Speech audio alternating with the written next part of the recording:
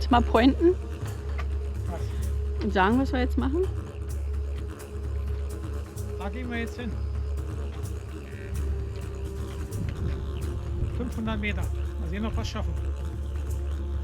Die Tiefe auf dem Video und auf dem Foto kommt halt nicht raus. Da musst du mehr oder weniger mitleben. Ja. Da kannst du nichts machen. Sowas wird in Natur, sieht es immer viel schöner und faszinierender aus als Weil auf dem Bild. der Ausblick ist absolut Klasse. klasse. Mama und Quokka Watch.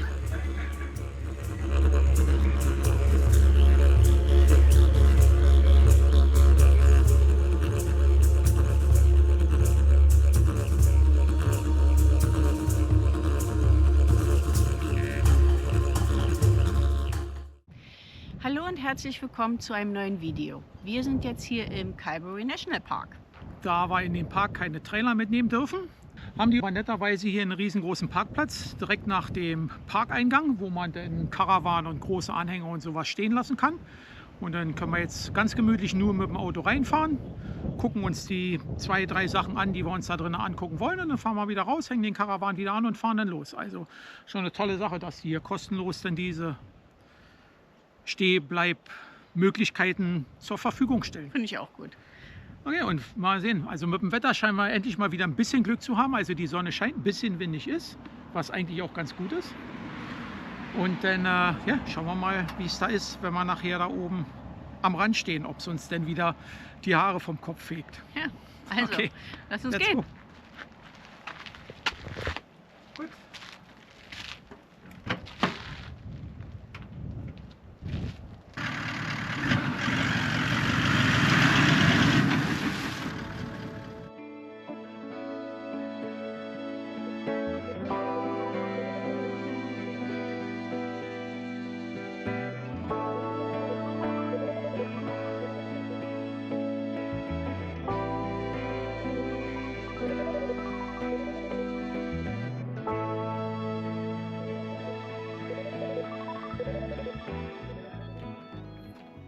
Da gehen wir jetzt hin.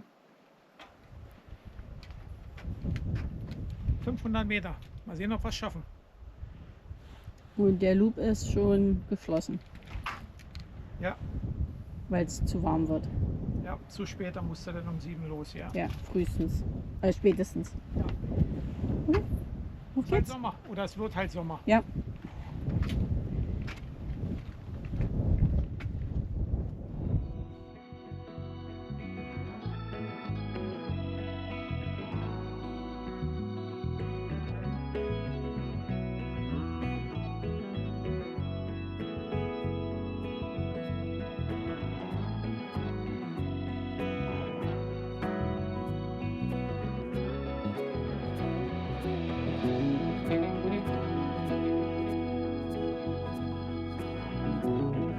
Heute kann man noch die Spuren des Wassers erkennen, als das Land noch von Meer bedeckt war.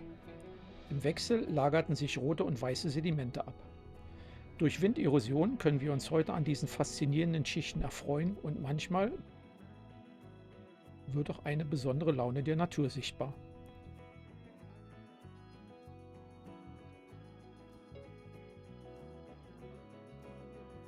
Dieses Fenster öffnet den Blick auf den Murchison-Fluss und hinterlässt bleibende Erinnerungen dieser einzigartigen Landschaft.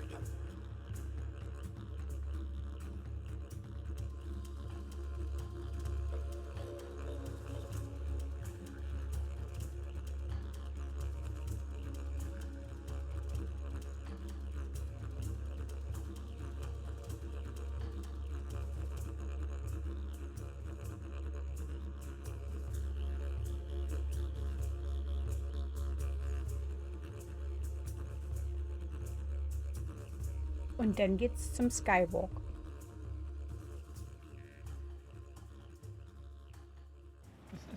Night Stalker. Ein what? Der nennt sich so. Das ist ein Night Stalker. Softbraun, also Softbraun Coat. Ja, dass du halt nicht siehst, klar. Ist der gepunktet? Und tagsüber ist er, with small white spots, Also braun mit weißen Punkten mit und weißen ist Punkten ein nachtaktiv. bisschen und nachtaktiv, ja.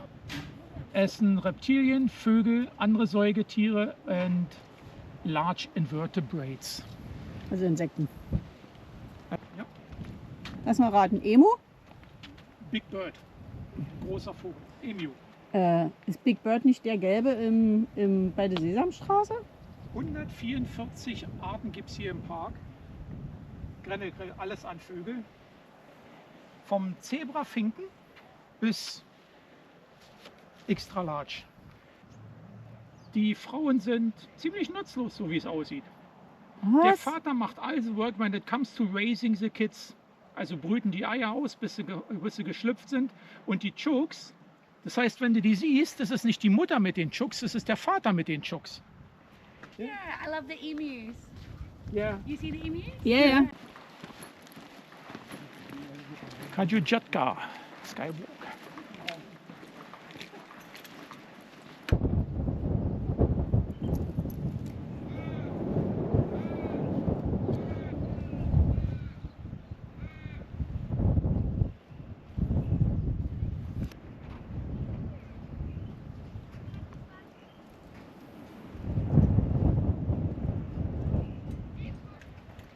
Ach, guck mal da.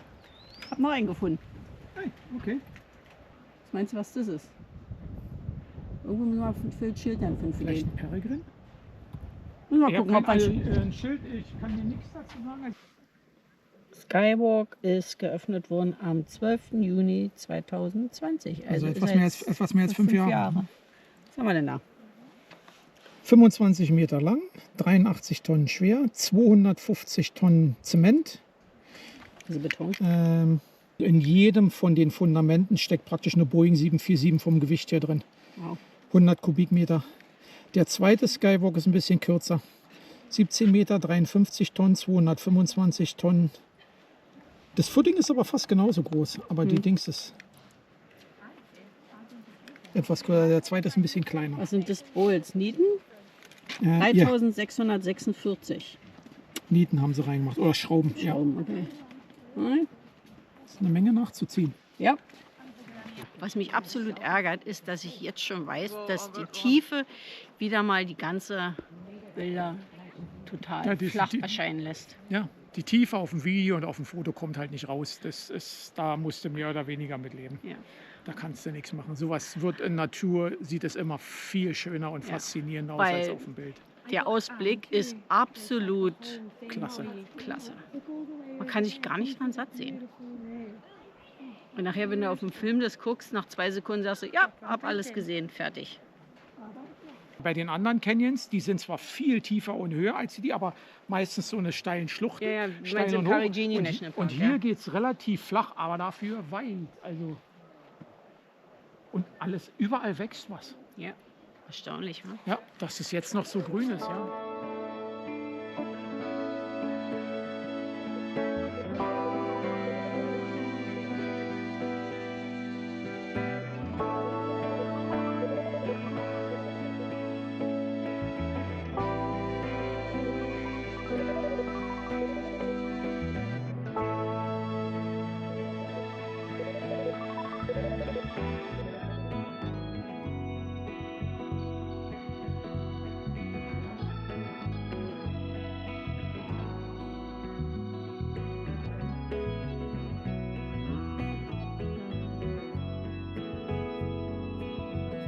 Der Calgary National Park erstreckt sich bis an die Küste, wo wir jetzt hinfahren.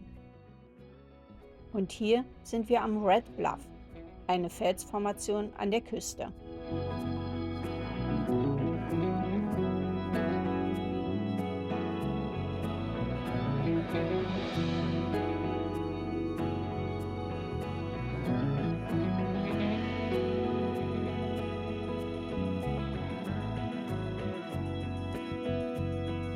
Und dann sehen wir eine weitere Laune der Natur. Dort, wo Wassergestein ausgewaschen hat, entsteht eine natürliche Brücke. Sie wirkt solide, ist aber doch so zerbrechlich. Denn wenn Wasser und Wind, also der Zahn der Zeige, weiter an ihr nagen, wird sie irgendwann einstürzen.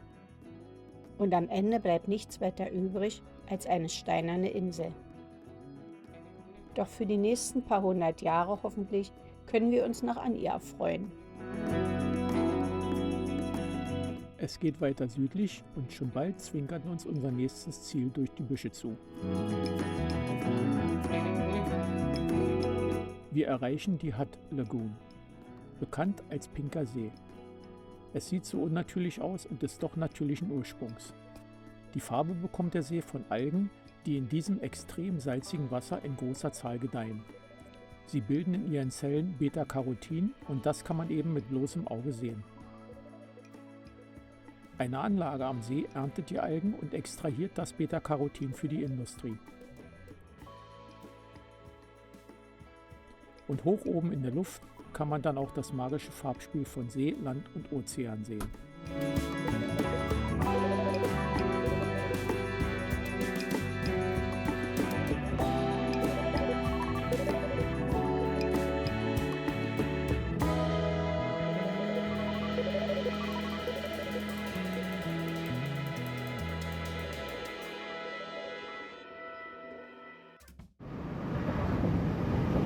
Designated Driver.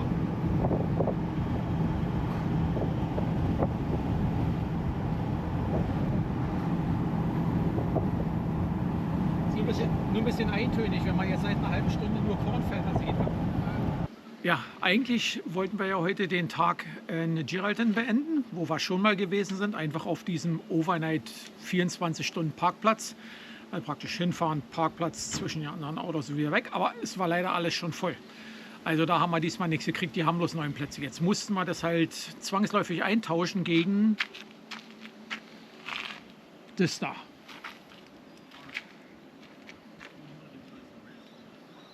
Hier haben wir bestimmt eine bessere Nacht. Ja, und morgen geht es ja weiter. Und morgen geht es weiter, ja. Mal gucken, wie weit wir Richtung Perth kommen, ob wir es gleich bis nach Perth reinmachen, weil zwischendurch haben wir jetzt noch ein paar Sachen gefunden.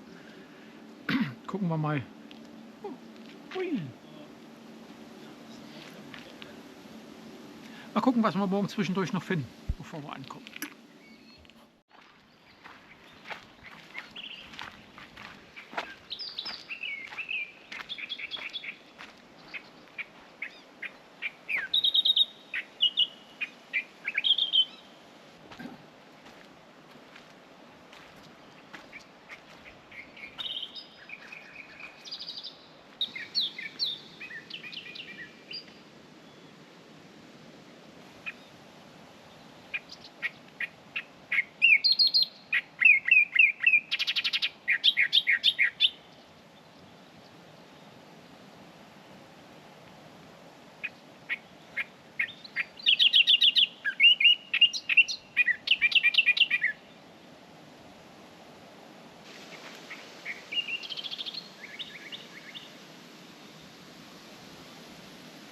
Und, willst du mal C reinhalten?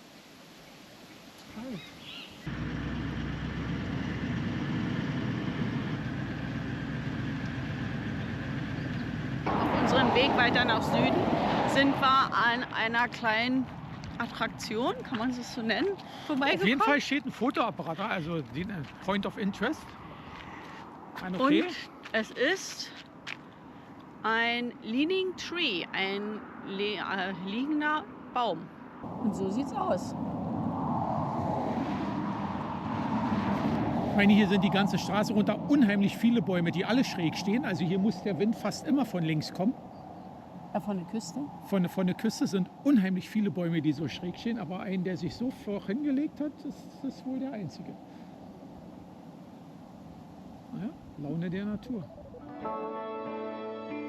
Wir verlassen die National Route Number 1 und fahren den Indian Ocean Drive entlang. Eine landschaftlich malerische Straße entlang der Küste. Und weil es warm ist, halten wir an Dynamite Beach an, um uns im Wasser abzukühlen. Und hier machen wir dann auch die Bekanntschaft mit einer Krabbe.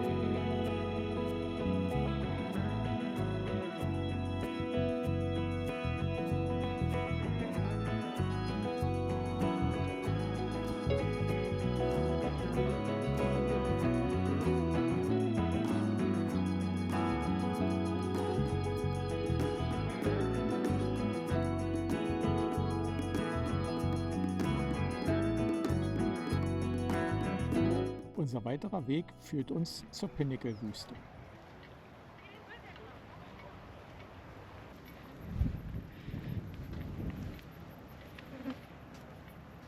Jetzt gucken wir uns ein paar Pinnacles an. Ich würde jetzt gerne erklären, was genau das ist. Irgendwie haben wir festgestellt, was sind das? Limestone? Sandstein? Nee, Limestone Dingens? ist Kalkstein. Oder Limestone, Kalkstein, sowas in der Art. Aber wie sie entstanden sind, sind sich selbst die Forscher noch uneinig.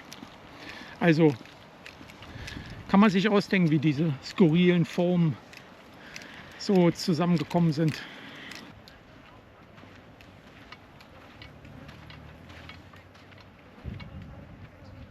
Wie schon gesagt, die Forscher sind sich uneinig, wie die Pinnacles entstanden sind. Worüber sich aber alle sicher sind, ist, dass die ursprünglich alle vergraben waren und später durch Wind, der den Sand weggeblasen hat, freigelegt wurden.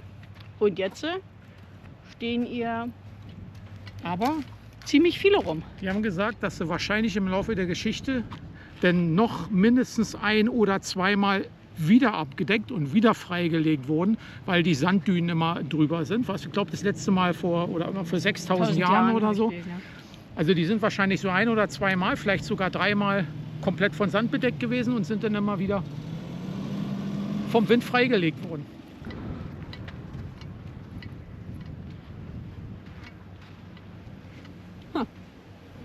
Sie sieht schon aus. Ein anderer Fakt, den wir gelesen haben, ist, dass die Pinnacles eigentlich nicht untypisch für diese Gegend sind, aber hier gerade in dieser Wüste treten sie gehäuft auf.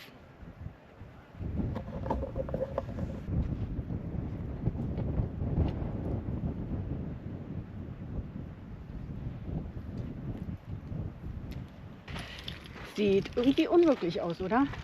Ja, vor allen Dingen, wenn man zwischen den Dingern steht und die anderen Autos oder andere Leute nicht sieht, ist wie so ein Setting vom Raumschiff Enterprise, irgendwie wie ein komplett anderer Planet. Weil, wo siehst du sowas sonst? Ihr habt es noch nie gesehen. Ja, nicht. Also wenn du, wie gesagt, Hintergrund ist erstaunlich, was die Natur so hervorbringt. Schon wieder so ein verrücktes Ding, wa?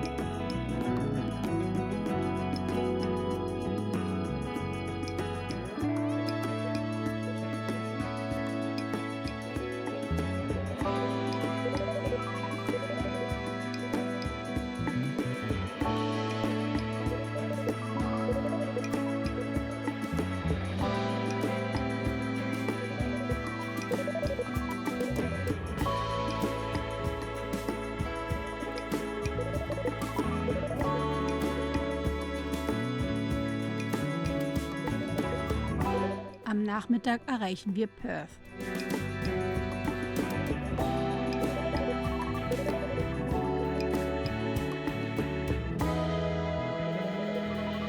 Wir sind nicht wirklich interessiert in eine Großstadt, aber Perth ist der Ausgangspunkt für unseren nächsten Ausflug.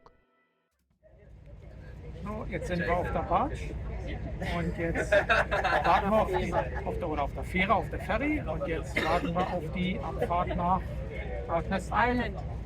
Quokkas Cove. Excited? Für Heike sicherheitshalber. Hier, Doggy Bag. Mal gucken. Aber ich denke mal, heute wird es nicht so schlimm werden wie auf der Whale Tour damals. Ne? Ja. Wie gesagt, wo wir damals zu den Whitsundays gefahren sind, mit dem Boot und ja auch nicht schlecht. Okay. Aber für alle Fälle.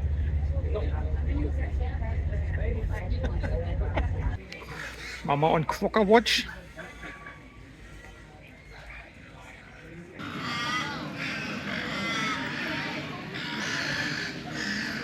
Irgendwie hier sagen wir, du kommst kaum vom Boot runter, musst aufpassen, dass du auf die Viecher nicht drauf trittst.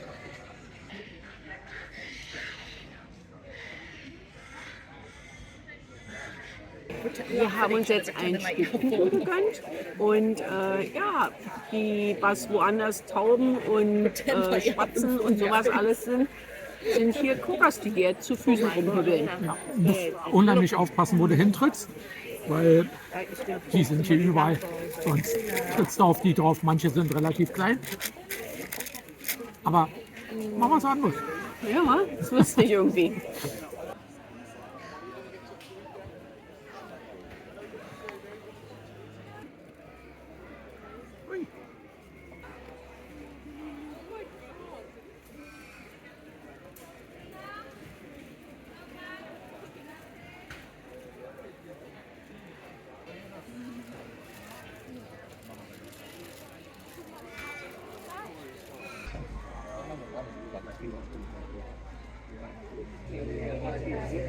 Nice.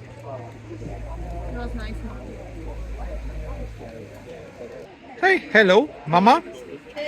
Heike. What are you doing here? Excuse me? Sorry? Sorry? Excuse me? No, that's nothing for you.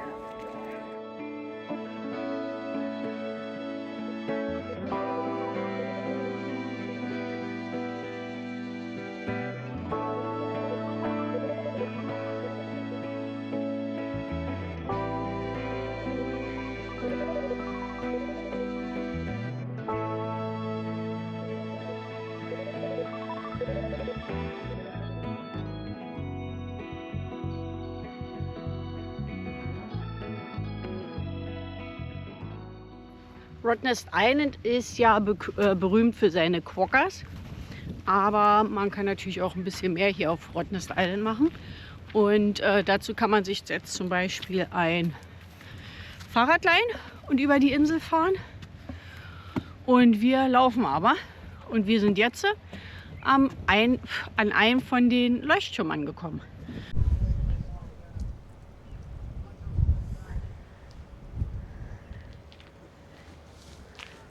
Und Information? Das ist das zweite Lighthouse, also der zweite Leuchtturm auf der Insel. Es gab früher immer nur einen, der war in der Mitte. Ja. Und erst nachdem 1899 ein Schiff versunken ist, haben sie den hier hingebaut. 11 Leute sind damals gestorben. Das heißt, den haben sie hier erst wirklich gebaut, nachdem ein Schiff gesunken ist und die Leute abgesoffen sind. Und wann ist der jetzt gebaut worden? Sagt 1899, am 1. September 1900. 13 Monate nachdem das Schiffsunglück war, ist der schon dann in Betrieb gegangen. Vor uns liegt hier der Pinky Beach und wie man sieht, ist das Wasser hier glasklar. Und an dem Beach ist Schwimmen und Schnorcheln erlaubt. Und wir haben unsere Schnorchelsachen nicht mitgenommen. Ne, wir haben ja auch das Auto nicht dabei. Ja. Da ist ja alles drin, aber wir sind ja auch nicht zum Schwimmen und Schnorcheln hergekommen. Stimmt.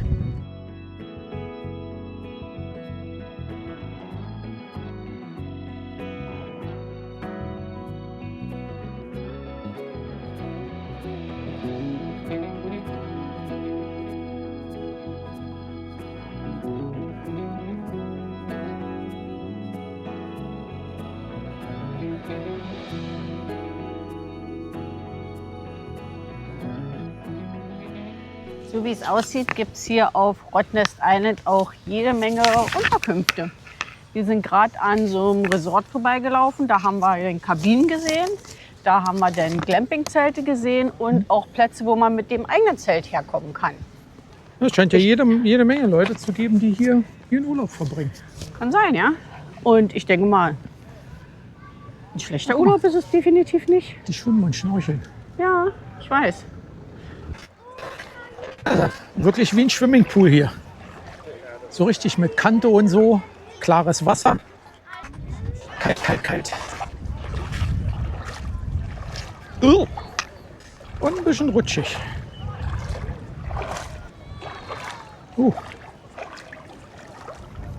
Heike wartet jetzt bestimmt darauf, dass ich auf den Pinsel falle und dann nass werde. Ganz schön viele kleine Löcher hier drin. Hallo, hallo. Ja, auf jeden Fall ist es frisch. Aber glasklar. Okay.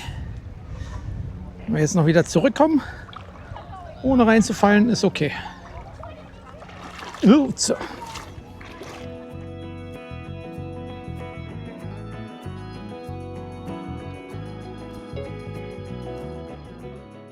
Wie ein Kind im Kindergarten. Und es hängt ganz so nebenbei am Weg. Wir haben eine extra Bubblestation für kleine Kinder.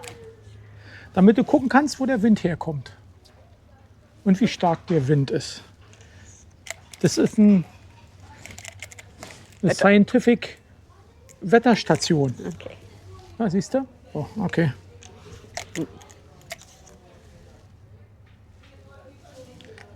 Hängt hier mal einfach so am Rand für die Kinder.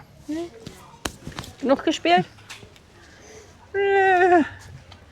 Kaufst du mir jetzt auch eins? Nö. Bisher immer der Küste lang gelaufen und jetzt verlassen wir die Küstenstraße und gehen den Wanderweg durchs Inland rein, also durch die Mitte, durch die Insel. Und wir gehen jetzt zwischen ein paar Seen durch. Auf jeden Fall können wir jetzt auch mal den anderen Leuchtturm sehen. Ja, der, was hast du gesagt, der in der Mitte? Der Main-Leuchtturm, ja. Der ist, ja, doch, ich glaube, der heißt Main-Leuchtturm, so haben sie es, glaube ich, gesagt. Was steht hier drin? Der Wajimup Was? Lighthouse. Also ist das wohl der Hauptleuchtturm.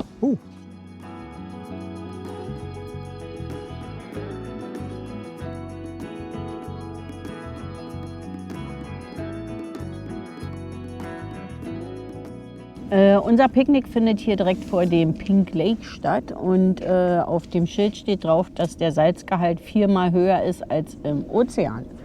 Und wie bei den anderen Pink Lake, den wir schon gesehen haben, den Hutton Lake, wachsen da drin diese Algen, die halt das Beta-Carotin enthalten. Aber der ist jetzt nicht so schön pink wie der Lake Hutton, weil irgendwie ist die Temperatur noch nicht so richtig. Steht drin, dass er eigentlich mitten im Sommer erst seine pinke Farbe bekommt. Er hat, vielleicht kannst du sagen, einen ganz leichten rosa Stich, wenn man sich viel Mühe gibt. Aber also als Pink Lake im Moment kannst du noch nicht bezeichnen. Genau. Gerade Picknick. Und stellen fest, Wir kriegen einen Besucher. wir haben einen kleinen Besucher. Hallo?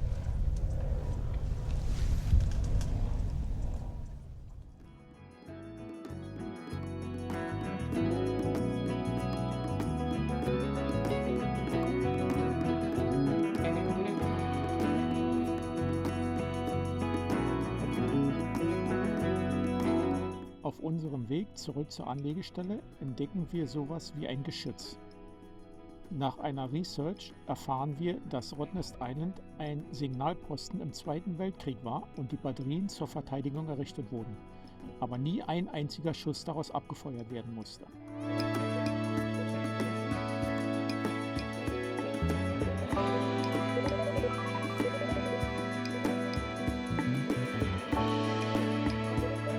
Und dann zurück gehen wir auf die Jagd nach ein paar schönen Aufnahmen und dem besten Selfie mit einem Quokka. Und das ist gar nicht so einfach. Entscheidet selbst. Ist es uns gelungen?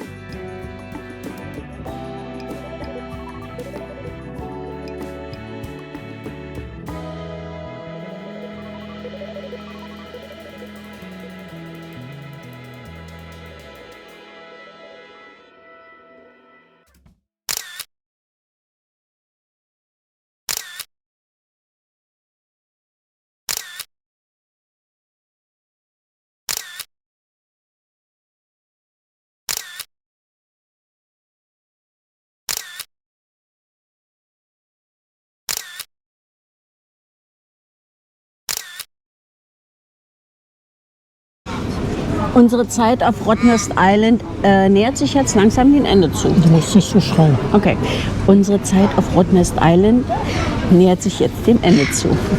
Ja, wir sind Können wir es jetzt nochmal durch. machen? Das hört sich doof an. Also, unsere Zeit auf Rottnest Island ist jetzt langsam vorbei. Wie lange Das war war jetzt- jetzt ist es gewesen? Wir sind um 7 oder um 8 ungefähr angekommen. 6,5 Stunden sind wir dann auf der Insel gewesen. Sind 8,5 Kilometer gelaufen, haben uns alles ein bisschen angeguckt. Haben versucht, das perfekte Foto mit den Quokkas zu kriegen. Aber die dusseligen Viecher, die drehen sich immer weg. Das ist gar nicht so einfach. Hey, komm, wir haben 2 oder 3 Hammer gekriegt. Ja, schon ein paar hübsche gemacht. Ja. Ja. Du musst aber auch sagen, die meisten, die wir gesehen haben, waren jetzt wirklich hier in diesem Zentrum, wo die ganzen Geschäfte sind, wo die ganzen Cafés sind, Bäckereien und sowas, alles, weil sie hier dann doch leichtes Fressen kriegen. Da hat man die meisten gesehen. Wo wir jetzt rumgelaufen sind, da hat man eigentlich kaum welche Nee, gesehen. wir haben die- 2, 3 Stück gesehen hinten Ja. an so einem Ferien-Apartment-Block, aber das aber das war's auch. dann auch schon. Ja, also mehr war da nicht. Ja. Ja. Als Tagesausflug reicht es auch, denke ich mal. Also, Aber ich könnte mir vorstellen, auch mal hier über ein Wochenende zu bleiben. Dann kannst du schön schnorcheln gehen, schön schwimmen gehen. Ja, schnorcheln gehen, Vorausgesetztes, vorausgesetztes Wetter ist okay. ja. Und es war ein bisschen teuer, die Fähre. Ja. Aber ich denke mal, trotzdem hat es sich gelohnt. Okay, Gut, dann machen wir uns jetzt auf den Rückweg nach dem Festland. okay.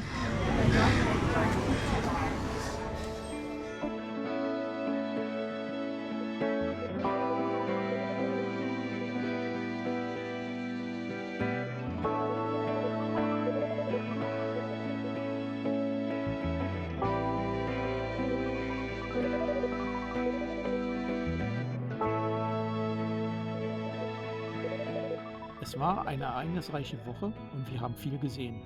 Wir bedanken uns fürs Zuschauen und wenn ihr uns weiter auf unserer Reise begleiten wollt, abonniert einfach unseren Kanal. Wir sehen uns dann beim nächsten Mal wieder. Bis dann. Tschüss. Tschüss.